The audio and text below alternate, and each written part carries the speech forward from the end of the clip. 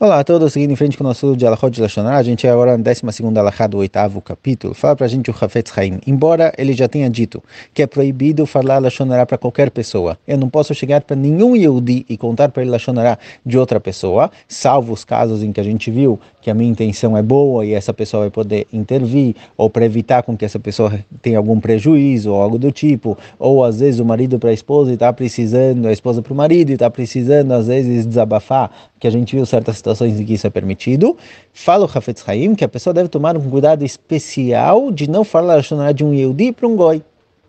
para alguém que não entende os conceitos das mitzvot. Por quê? Por dois motivos. Primeiro, que quando um Yehudi chega e fala mal do outro, causa algum prejuízo para o outro perante um Goi, tem aqui um Hilul Hashem, em que os dois Yehudim, um não se preocupa com o outro, vocês fazem parte do mesmo povo, vocês são irmãos, e está falando mal dele. Então tem um lado de Hilul Hashem aqui, que o nome de Akadosh Baruch Hu é profanado, quando vê que o próprio povo dele, então um está delatando o outro. E segundo, já que esse Goi ele não tem os conceitos de Lashon Hara, na hora que ele ouve mal de uma pessoa, ele vai imediatamente acreditar no que foi dito e com mais facilidade ele vai passar isso para frente. Quando o Yehudi fala Lashon Hara para o outro, então esse que ouviu, ele sabe que não deveria ter ouvido, ele coloca dúvida no que foi dito, ele entende que existe uma proibição de Lashon Hara, ele não vai acreditar de forma imediata, ele vai achar que isso daqui é duvidoso e também não vai passar para frente, porque ele sabe que não pode falar mal dos outros. Mas um Goi que não cresceu com esse conceito, não tem a ideia do conceito de Lashon Hara, de que é proibido falar mal dos outros,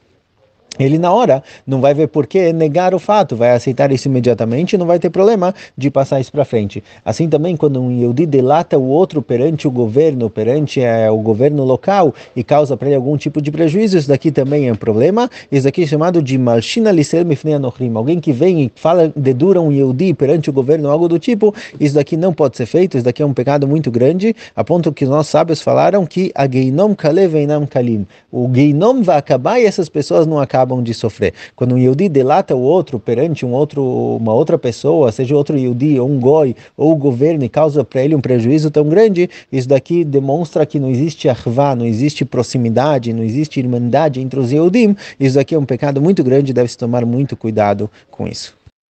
Olá a todos, chegamos agora às duas últimas alachot do 8º capítulo das alachot de Lashon Hara, alachot 13 e 14, com relação à pessoa que está ouvindo Lashon Hara. Falou Hafetz Haim, obviamente é proibido ouvir Lashon Hara, não importa de quem está sendo falado.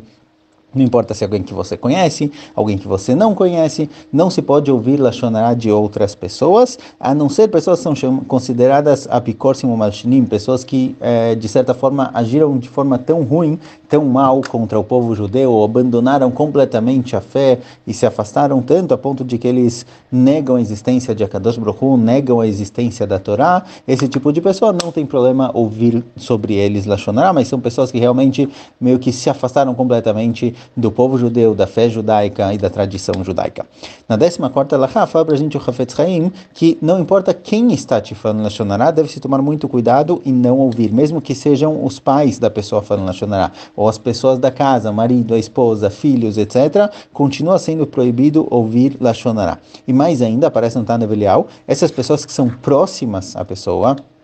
que você teria alguma influência sobre elas, poderia ensinar elas, pedir para que elas parem de falar Lashon Hara. Caso a pessoa não faça isso, caso ele seja passivo e deixe que isso aconteça, a passividade ela é culposa também.